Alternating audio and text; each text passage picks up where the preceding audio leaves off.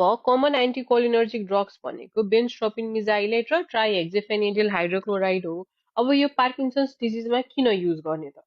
डोपामिनर्जिकले डोपामिनको level increase गराइदिएको जस्तै एन्टिकोलिनर्जिकले चाहिँ के को एक्टिभिटी सप्रेस गराइदिन्छ? एसिटाइल कोलिनको। किन होला त? किनभने नर्मल कन्डिसनमा के हुन्छ भने डोपामिन र एसिटाइल कोलिन यो दुईटा न्युरोट्रान्समिटरले एकअर्काको एक्टिभिटीलाई चाहिँ ब्यालेन्स आउट गर्ने काम गरिरहेको हुन्छ है। एसिटाइल कोलिनले के गराउँछ? स्केलेटल मसल्सलाई कन्ट्र्याक्ट गराउँछ, हार्ट रेटलाई स्लो गराउँछ, सलाइभा टियर्स र डाइजेस्टिभ सिक्रेसनहरू इन्क्रिज गराउँछ। अनि यसको यो सबै एक्टिभिटीहरू चाहिँ हाइपर हुन नदिने काम चाहिँ कसको हुन्छ भन्दा डोपामिनको हुन्छ होइन। डोपामिनले चाहिँ त्यो हाइपर एक्टिभिटी इन्हिबिसन गराइदिन्छ। अनि त्यही भएर यो दुइटाले एकअर्कालाई ब्यालेन्स गरेर बडीको मुभमेन्ट चाहिँ कस्तो हुन्छ? स्मुथ र कोअर्डिनेटेड मुभमेन्ट हुन्छ है।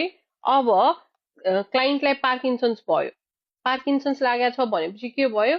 डोपामिन जेनेरेटिङ न्युरोन्सहरू डिजेनेरेट भएर डोपामिनको लेभल के भयो? घट्यो बडीमा। अब डोपामिनको लेभल चाहिँ घट्यो, एसिटाइल कोलिन त केही छ त लेभलमा घटबड भएको छ त? छैन, जस्ताको तस्तै नै छ। तर यसको एक्टिभिटीलाई इनिबिट गराउने डोपामिनको लेभल त घट्यो नि त।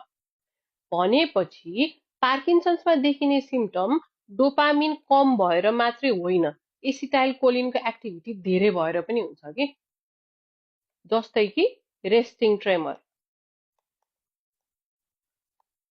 यो चाहिँ केले गर्दाखेरि हुन्छ? एसिटाइल कोलिनको एक्टिभिटी धेरै भएर, हाइपर एक्टिभ भएर। किन भन्दा डोपामिनको लेभल कम छ, डोपामिनले त्यो एक्टिभिटीहरू इनिबिट गर्न सक्दैन अथवा त्यो लेभल पुग्दैन डोपामिनको होइन।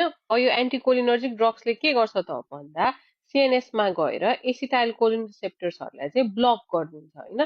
त्यसले गर्दाखेरि त्यो एक्सेस एक्टिभिटी म्यानेज हुन्छ र डोपामिन एसिटाइल कोलिन ब्यालेन्सलाई रिस्टोर गर्न पनि हेल्प गर्छ यो ड्रग्सले।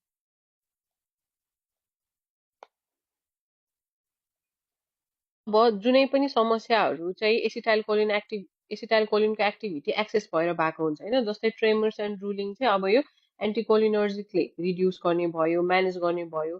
तर अब डोपामिन लो भएर भएको अथवा अरू कुनै कारणले गर्दाखेरि भएको कुरा चाहिँ पार्किन्सन्सको समस्या लक्षणहरू चाहिँ म्यानेज गर्दैन। जस्तै ब्राडिकाइनेसिया, ब्यालेन्स एब्नर्म्यालिटिजहरूमा चाहिँ यो एन्टिकोलिनर्जिकको खासै इफेक्ट हुँदैन। किनभने यसले फेरि भन्छु एसिटाइल कोलिनको हाइपर एक्टिभिटी अथवा एक्सेस एक्टिभिटीलाई मात्र म्यानेज गर्छ। अनि यो ग्लाउकोमा भएको क्लाइन्टमा चाहिँ कन्ट्राइन्डिकेटेड छ, एकदमै ध्यान दिनुपर्ने कुरा। किन कन्ट्राइन्डिकेटेड छ त भन्दा यसले आइओपी इन्ट्राअक्युलर प्रेसर इन्क्रिज गराएर एक्युट ग्लाउकोमा अट्याक चाहिँ ट्रिगर गर्न सक्ने भएको भएर ग्लाउकोमा भएको क्लाइन्टलाई चाहिँ यो एन्टिकोलिनर्जिक दिन मिल्दैन। अनि सिओपिडी भएको क्लाइन्टमा ड्राई थिक म्युकस सेक्रेसन गराउँछ। किन भन्दा एसिटाइल कोलिन रिसेप्टर चाहिँ ब्लक हुन्छ। त्यो ब्लक भएर किन यो हुन्छ भनेर हामीले अघि भर्खरै डिस्कस गरिसक्यौँ। अब साइड इफेक्ट्स हेरौँ है त, के हुन्छ हेरौँ है त। फर्स्टमा ब्लड भिजन रे अनि लास्टमा फोटोफोबिया रे, यो दुइटाको एकैचोटि डिस्कस गरौँ। किन होला त ब्लड भिजन र फोटोफोबिया भन्दा blocks acetyl choline in the I, त्यसले गर्दाखेरि सिलियरी मसल हुन्छ रिल्याक्स, अनि प्युपिल हुन्छ डाइलेट अथवा माइड्रियासिस। त्यसको कारणले गर्दाखेरि ब्लड भिजन र फोटोफोबिया हुन्छ। अनि अर्को साइड इफेक्ट हुन सक्ने साइड इफेक्ट भनेको dryness of the nose, mouth, throat and respiratory secretions हो रे। किन भन्दा these drugs inhibit acetylcholine stimulation of exocrine glands. त्यसले गर्दाखेरि म्युकस र स्यालिभा प्रोडक्सन के हुन्छ? डिक्रिज हुन्छ। अनि पल्स रेट इन्क्रिज हुन सक्छ, पाल्पिटेसन र डिसरिथमिया हुन्छ रे। किन भन्दा यो anticholinergic blocks parasympathetic stimulation of the heart, जसले गर्दाखेरि चाहिँ हार्ट रेट इन्क्रिज हुन्छ। कन्स्टिपेसन हुन सक्छ, किन भन्दा पेरिस्टाल्सिस मुभमेन्ट स्लो डाउन भएर। युरिनरी रिटेन्सन हुन सक्छ, किन भन्दा ब्ल्याडर मसल रिल्याक्स गरिदिन्छ। अनि स्पिन्चर टोन इन्क्रिज हुन्छ, जसले गर्दाखेरि ब्ल्याडर इम्टी गर्न गाह्रो हुन्छ। रेस्टलेसनेस, कन्फ्युजन, डिप्रेसन र हेलुसिनेसन पनि हुन सक्छ। सेन्ट्रल रिसेप्टर्सहरू चाहिँ ब्लक गरिदिन्छ ब्रेनमा। अनि नर्मल न्युरो ट्रान्समिसनमा अल्टरेसन ल्याएर स्पेसली कसलाई? ओल्डर अडल्ट्सलाई। फोटोफोबियाको बारेमा हामीले अघि भर्खरै छलफल गरिसक्यौँ।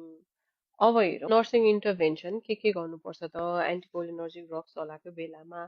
फर्स्टमा भाइटल साइन मोनिटर गर्ने रे ताकि टाकिकार्डिया डिसरिथमिया अथवा अरू एडभर्स इफेक्ट्सहरू चाहिँ अर्ली डिटेक्ट गर्न सकियोस् रिस्क अफ इन्जुरी असेस गर्नु पर्यो किनभने ब्लड भिजन हुनसक्छ भनेको छ कन्फ्युजन हुनसक्छ भनेको छ अनि अलरेडी क्लाइन्टलाई पार्किन्सन्स भइरहेछ भनेपछि फल इन्जुरी हुने चान्सेस हाई हुन्छ अनि साइन एन्ड सिम्टम इम्प्रुभ भएको छ कि छैन ड्रग इफेक्टिभनेस असेस गर्नको लागि पनि इभ्यालुएट गर्नको लागि पनि साइन एन्ड सिम्टम मोनिटर गर्नु पर्यो बाउल र युरिनरी फङ्सन असेस गर्नु पर्यो अरे किन भन्दा अघि नै भनिसक्यौँ हामीले कन्स्टिपेसन युरिनरी रिटेन्सन हुनसक्छ भनेको छ इन्भोलिन्टरी मुभमेन्ट छ कि मोनिटर गर्नु पर्यो अरे किन भन्दा त्यसले चाहिँ के भन्छ अरे वर्सेनिङ अफ पार्किन्सन सिम्टम चाहिँ डिटेक्ट गर्न सक्छ र ट्रिटमेन्ट एडजस्टमेन्ट चाहिन्छ कि चाहिँदैन भनेर इभ्यालुएट गर्नको लागि पनि अनि क्लाइन्टलाई चाहिँ अल्कोहल स्मोकिङ क्याफिन र एसिटाइल सालिसिलिक एसिडहरू चाहिँ अभोइड गर भनेर भन्नु पर्यो किनभने यिनीहरूले चाहिँ ग्यास्ट्रिक इरिटेसन इन्क्रिज गराएर मेडिकेसनको साइड इफेक्ट चाहिँ झन् वर्सन गराउँछ अनि क्लाइन्टलाई चाहिँ ओभर द काउन्टर ड्रग चाहिँ नि प्राइमरी हेल्थ केयर प्रोभाइडरसँग कन्सल्ट नगरिकन नलिऊ भनेर भन्नुपर्छ किनभने धेरै ओभर द काउन्टर ड्रगको चाहिँ एन्टिकोलिनर्जिक इफेक्ट हुन्छ र ड्रग इन्टरेक्सनले गर्दाखेरि चाहिँ एडभर्स इफेक्ट